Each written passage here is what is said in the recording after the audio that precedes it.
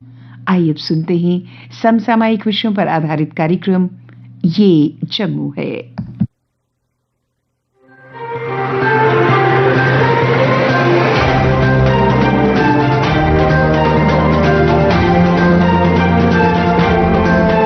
श्रोताओं नमस्कार। कार्यक्रम ये जम्मू है में आप सबका स्वागत है। आज के अंक में शामिल है कल जोश और उत्साह के साथ मनाया गया Indian army day. Political and social organisation of Kashmiri Pandit द्वारा की गई पत्रकार वार्ता। जिला उधमपुर के एक समाज सेवी ने अपने इलाके की परेशानियों को रखा सरकार के समक्ष। National human rights development council की प्रेस कॉन्फ्रेंस। और श्रोताओं, जिला सांबा के एक सामाजिक कार्यकर्ता ने तहसील विजयपुर की समस्याओं को किया उजागर। पर सबसे पहले अपनी बात।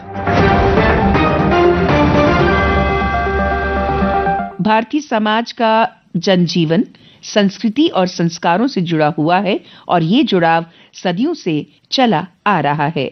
यही कारण है हर महीने कोई ना कोई बड़ा त्योहार आ जाता है और समाज को नई ऊर्जा देकर जाता है। यदि हम जनवरी मास की बात करें तो साल भर के कैलेंडर में इसकी अहमियत साल के नव मास के रूप में शेष महीनों से अधिक है। न केवल इतना ही बल्कि हमारे देश के गणतंत्र की स्थापना का मास भी जनवरी ही है।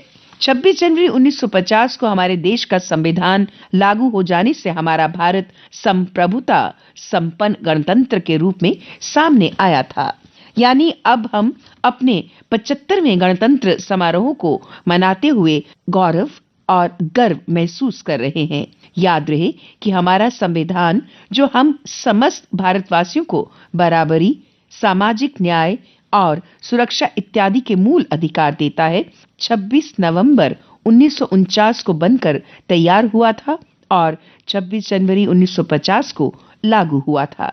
यदि हम स्वराज प्राप्ति के इतिहास में झांकें तो 26 जनवरी 1930 को देश का प्रथम स्वतंत्रता दिवस मनाया गया था। यही कारण है कि 26 जनवरी 1950 का दिन प्रथम गणतंत्र दिवस के रूप में मनाया गया था। 23 जनवरी का दिन भारत के इतिहास में नेताजी सुभाष चंद्र बोस की जयंती के रूप में दर्ज है। नेताजी ने आजाद हिंद सेना का गठन करके अंग्रेज साम्राज्यशाही की नींद हराम कर दी थी। नेताजी का देशवासियों के लिए नारा था, तुम मुझे खून दो, मैं तुम्हें आजादी दूंगा। इनकलाब जिंदाबाद का नारा बुलंद करते हुए स्वतंत्रता संग्राम में कूदने वाले हजरत मोहानी की जयंती 1 जनवरी को आती है। 20 जनवरी को सरहदी गांधी यानी खान अब्दुल गफ्फार खान की जयंती। 3 जनवरी को सावित्रीबाई फूले की। 9 जनवरी को महिला शिक्षा की ध्वजवाहक फातिमा शेख की जयंती और 28 जनवरी को महान स्वतंत्रता सेनानी लाला लाजपत राय की जयंती। भारतीयता और हिंदू धर्म के विख्यात व्याख्याता स्वामी विवेकानंद की जयंती 12 जनवरी को और गुरु गोविंद सिंह जी की जयंती 17 जनवरी को आती है।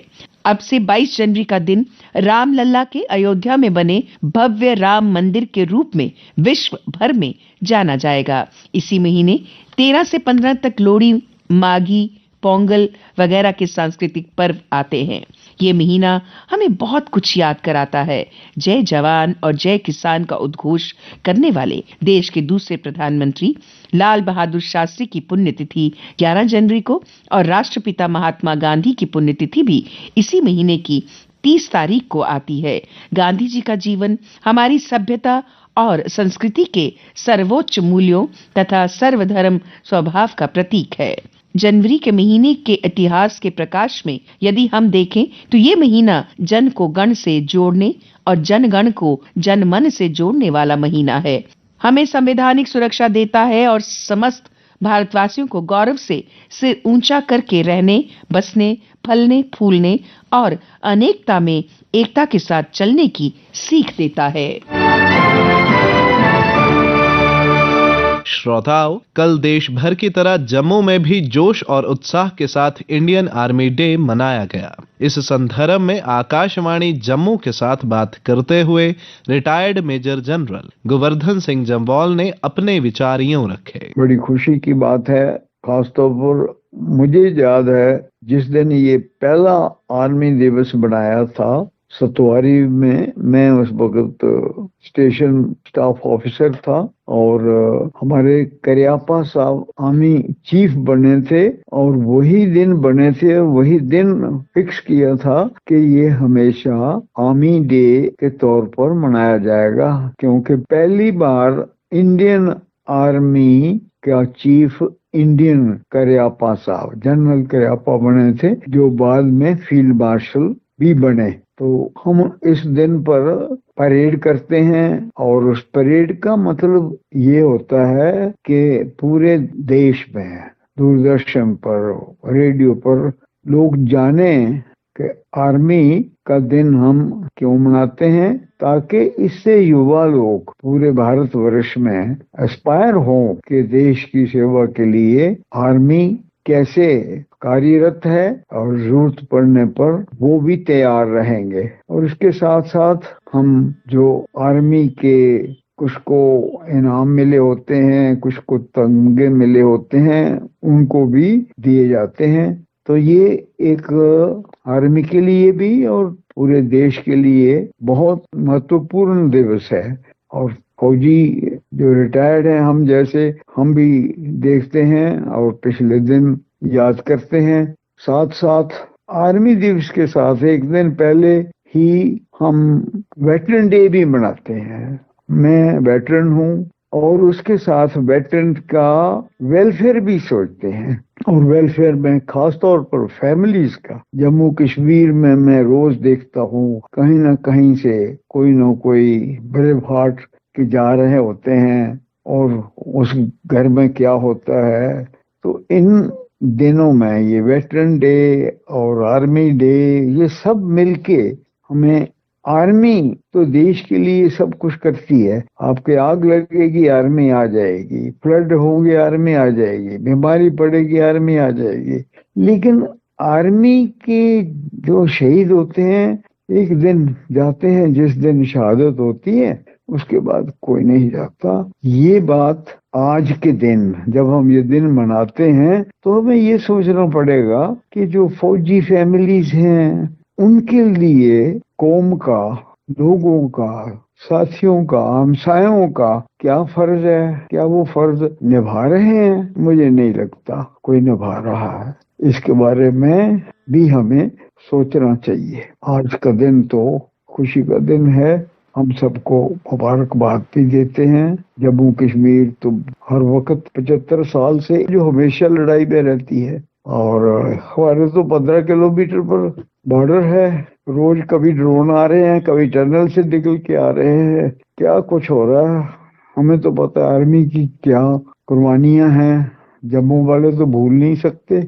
हम डोगरों ने ये रियासत बनाई थी, हमको तो पता है किस तरह बनती है। जनरल जोरावर से लेकर ब्रिगेडियर राजेंद्र सिंह तक क्या शहादतें दी हैं और रियासत को कैसे अपने बचा के रखा और हिंदुस्तान के साथ विलय किया। हमसे ज्यादा कौन जानता है सोल्जर की कदर।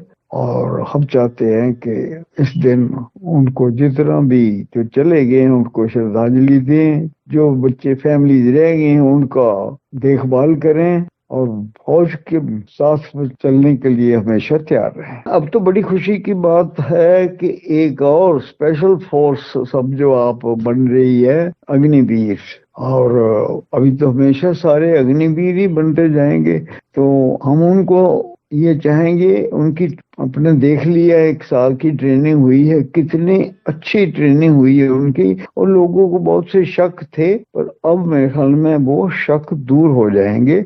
आज के दिन हम ये मैसेज देना चाहेंगे कि नौजवान तैयार रहें, अपने आप को बिल्कुल फिट बनाएं। फौजी नौकरी के मुकाबले में कोई नौकरी नहीं है, कोई सेवा नहीं है। बिला शक तैयारी करें, खूब जोश से जाएं, मुल्क की सेवा करें। लड़ाई लड़ने का मौका मिलता है तो वो जरूर उसका अपने जोर दिखाएं और उसके बाद सर्विस करें मुल्क में। मेरा ये मैसेज है।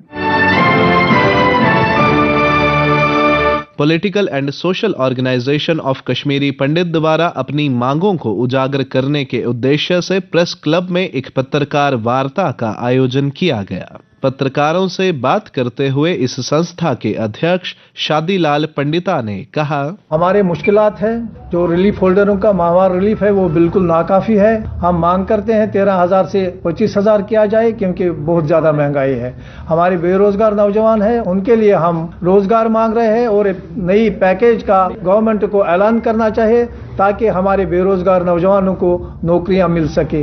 हमारी मांग है जो प्रॉपर्टी का नुकसान 34 साल से हमारा कश्मीर में हो रहा है, उस प्रॉपर्टी का नुकसान कश्मीरी पंडितों को दिया जाए, जो कि करोड़ों रुपया का नुकसान हर एक फैमिली को हो रहा है। हमारी मांग है कश्मीरी पंडित वापस जाना चाहते हैं, उसके लिए हम मांग करते हैं, पहले से भी मांग की है कि वादी कश्मीर में कश्मीरी पंडितों के लिए 3 सैटेलाइट टाउनशिप बनाई जाए और कश्मीरी पंडितों को इनिशियल स्टेज पर वहां बसाया जाए, वहां पर सारी फैसिलिटी दी। जब तक हम जम्मू में है तब तक जम्मू में हमें फैसिलिटीज दी जाए, और जो पॉलिटिकल स्टेटस है हमारे पास नहीं है, हम 5 असेंबली सीट्स और 2 पार्लियामेंट सीट्स की मांग करते हैं, रिजर्व रखी जाए कश्मीरी पंडितों के लिए, ताकि कश्मीरी पंडितों में इलेक्शन किया जाए और इलेक्शन के थ्रू नुमाइंदे चुने जाए, इसकी मांग करते हैं हम। जिला उधमपुर के एक समाज सेवी डॉक्टर मुल्खराज भमागी ने अपने इलाके की परेशानियों को सरकार के समक्ष रखते हुए बताया, मैं जिला उधमपुर से ताल्लुक रखता हूं, तो इसके जितने भी सराउंडिंग एरियाज हैं और खासकर जो पहाड़ी एरिया, हिली एरियाज हैं, बहुत सारी मुश्किलातें होती हैं लोगों की। तो आज सबसे बड़ा मुद्दा जो है वो लांदर पंचारी भुमा के अंदर कॉलेज का है, क्योंकि हमारा लगभग 80,000 से ज्यादा आबादी वाला ये एरिया जितना भी है, इस एरिया में आज तक एक भी कॉलेज नहीं है, ना तो पंचारी में है ना मोंगरी में है। यानी भुमाग और लांदर पंचारी के एरिया में 2 कॉलेज की जरूरत है। कई बार मैंने पहले भी इसके ऊपर बात की है, लेकिन आज तक हम इतने सालों से इसकी जो जद्दोजहद है वो करते जा रहे हैं, लेकिन सरकार ने इस पर कोई भी गौर नहीं किया है। मैं अपील करना चाहता हूं कि ये 2 कॉलेज जो है हमें दिए जाएं, बल्कि मैं ये भी चाहता हूं कि अगर टेक्निकल कॉलेज जो है वो भी बन जाए एक, तो कम से कम हमारी जो है कुछ बच्चों का जो है टेक्निकल एजुकेशन जो है वो भी उनको प्राप्त हो सके, क्योंकि जहां पर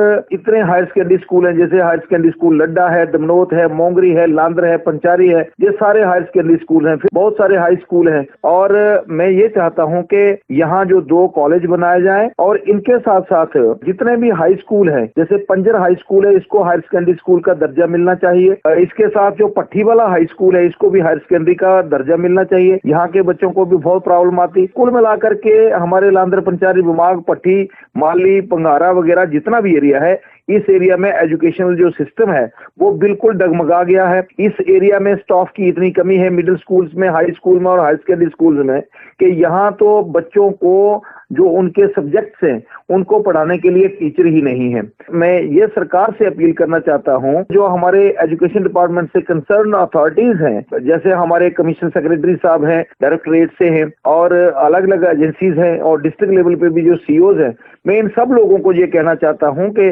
बराए मेहरबानी करके इस इलाके में स्टाफ की कमी को भी दूर किया जाए और यहाँ के जो 2 स्कूल खास करके पंजर और पट्टी वाला जो है, इनको हायर सेकेंडरी स्कूल का दर्जा दिया जाए। इसके साथ साथ जो 2 कॉलेज हमारे भुमाग एरिया के लिए कॉलेज और पंचारी एरिया के लिए कॉलेज जो है जल्दी से जल्दी दिया जाए, ताकि यहाँ के इस इलाके के लोगों की, इन बच्चों की जो इतनी दूर आकर के इनको कॉलेज नसीब होता है उधमपुर में आकर के, तो ये इस तालीम से महरूम ना रह जाए। और बच्चियों को खास करके दूर दराज इलाके से वालिदैन जो है वो इतनी दूर नहीं भेजना चाहते हैं, जिसकी वजह से बच्चियों की पढ़ाई जो है वो बीच में ही रह जाती है। एजुकेशनल इंस्टीट्यूशंस ना होने की वजह से वो आज तक जो है वो महरूम रह चुके हैं। शुक्रिया, जय हिंद।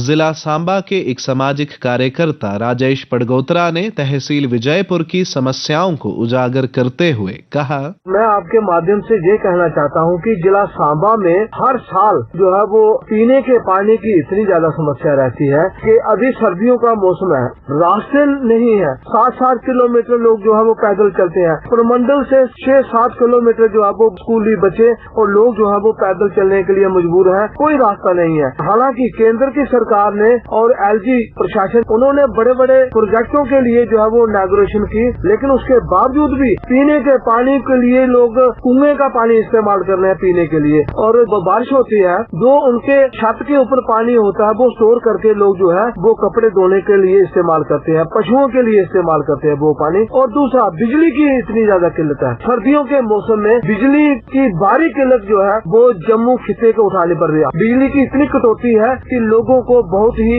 परेशानियों से जूझना पड़ रहा है। तीसरा, जो म्युनिसिपल कमेटी विजयपुर है, पहले तो सफाई की थोड़ी बहुत जो है वो व्यवस्था थी, लेकिन अब जो है वो इतनी ज्यादा गंदगी है कि आप विजयपुर का मुख्य चौक जो रेलवे चौक है, इसके सामने देखिए, हालांकि एक्सप्रेस वे बन रहा है, लेकिन गंदगी इतनी ज्यादा है, इतने गंदगी के जो है वो ढेर लगे हुए हैं। तो मैं जम्मू कश्मीर के प्रशासन से ये अपील करना चाहता हूँ, जिला सांबा के इलाके की तरफ ध्यान दीजिए। कल national human rights development council के चेयरमैन तारिक भट्ट ने एक प्रेस कॉन्फ्रेंस के दौरान इल्लीगल माइनिंग की समस्या को उजागर करते हुए बताया, रियासी के अंदर जो माइनिंग हो रही है, इल्लीगल माइनिंग जो है वो जोरों पे चल रही है। 5 साल से हम चिल्ला रहे हैं कि इल्लीगल माइनिंग को बंद किया जाए और जाली चलान पे वहाँ पर जो माइनिंग होती है, और यहाँ तक कि जो यहाँ जम्मू के अंदर जो क्रैशर लगे हुए हैं, जैसे निक्की तवी में है, वो माइनिंग यहाँ से कर लेते हैं। जो चलानिंग जो होती है, जो पर्ची जो काटी जाती है, वो रियासी की होती है। और अभी पिछले दिनों विजिलेंस डिपार्टमेंट ने वहाँ पर छापा मारा है और उन्होंने कुछ चलान पकड़े हैं, जाली चलान पकड़े हैं, और फिर वहाँ पर कुछ गाड़ियाँ पकड़ी हैं। FIR रियासी पुलिस स्टेशन के अंदर लगी है। जहाँ तक फॉरेस्ट, जल शक्ति, फ्लड कंट्रोल, फिशरी डिपार्टमेंट और NHDC, इनकी तरफ से जब तक ना वहाँ पर NOC मिले तब तक वो माइनिंग हो ही नहीं सकती है। और सबसे बड़ी बात यह है कि जो NHPC की जो झील वहाँ पे बनी हुई है, झील का सेंटर से 500 मीटर दाएं, 500 मीटर बाएं, वहाँ पर जो माइनिंग जो है वो सारा एरिया है वो NHPC का है और उसके साथ फॉरेस्ट का है। फॉरेस्ट डिपार्टमेंट का जो कोई भी आदमी नहीं रोकता, फिशरी वाले नहीं रोकते। फिशरी वालों को ये देखना है कि मछली कहाँ तबाह हो रही है। और हमारे जम्मू कश्मीर के अंदर ही नहीं बल्कि पूरे देश के अंदर एक ऐसी महाशेर मछली है जो दरिया चनाब से निकल करके वो छोटे मोटे नालों के जरिए वो ऊपर जाती है, वहाँ बच्चे पैदा करती है, वहाँ खत्म कर दिया है। और रूल के मुताबिक इनको 1 मीटर से नीचे नहीं जाना है, लेकिन मैं समझता हूँ कि 30, 40 फुट गहरे खड्डे निकाले हुए हैं। और दूसरी बात यह है कि पानी के अंदर से ये माइनिंग नहीं कर सकते, हैवी मशीनरी वहाँ पर नहीं लगा सकते। इन्होंने हैवी मशीनरी भी लगाई है, पानी के अंदर से वो उठाते हैं और पूरा पानी जो है वो पूरी सड़कों को धोता हुआ जाता है। अभी विजिलेंस वालों को मैं मुबारकबाद देना चाहता हूँ कि उन्होंने गाड़ियां पकड़ी हैं। हम ये डिमांड करना चाहते हैं इसकी पूरी इंक्वायरी होनी चाहिए। और श्रोताओं, कुछ लोगों ने फोन कॉल के जरिए आकाशवाणी जम्मू के साथ साझा की अपने इलाके की मुश्किलात। पेश है इसके कुछ अंश। हाँ जी, मैं संचल तू बरो रहा ग्रां ईस्ट पंजोट।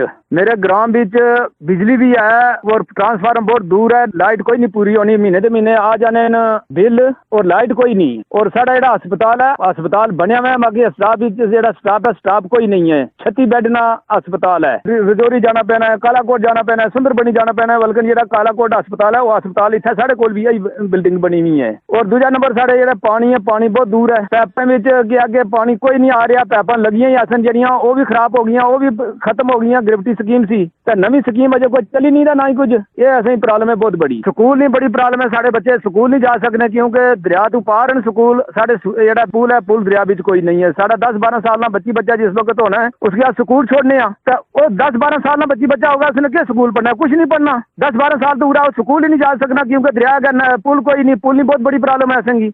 ये मेरी गुजारिश है जनाब आगे। पंडित सोनूराम शर्मा, पंचायत बदरोड देई तक गांव, उधर एक ढेर लगा हुआ है, वो लोगों ने ढेर लगा के रखा है 15 साल का। वो लोगों को कहते हैं जहाँ नहीं लगाओ ना वो डालते जाते हैं। और मोदी साहब कहते हैं कि सफाई रखो गाँव की। सफाई कैसे होगी? वो लोग और डालते जाते हैं कूड़ा करके, तो वहाँ कच्चा ड्राई जो ग्रीन कचरा जा रहा है जो डालते हैं उसको उठाने का। मोदी साहब की कोई गाड़ी जहाँ आई नहीं है जई तक में जम्मू में है जी, वो गली के साथ लगा हुआ 15 साल का। और दूसरा पीपल का वृक्ष है, उसके नीचे बिजली की तारें चल रही है, उसको काटना है बिजली वालों ने, वो भी नहीं काटने के लिए आते। 8 साल से उनको दरखास्त भी दी है, 2016 से मैंने दरखास्त देकर रखी है, अपने बाहर काट रखा है। कोई नहीं आता जहाँ पर नया पर दफ्तर है उनका AW का, तो वो भी मेहरबानी करके काटनी है। तो बस दरवाजे 2 कमरे हैं मेरी जे आपसे रिक्वेस्ट।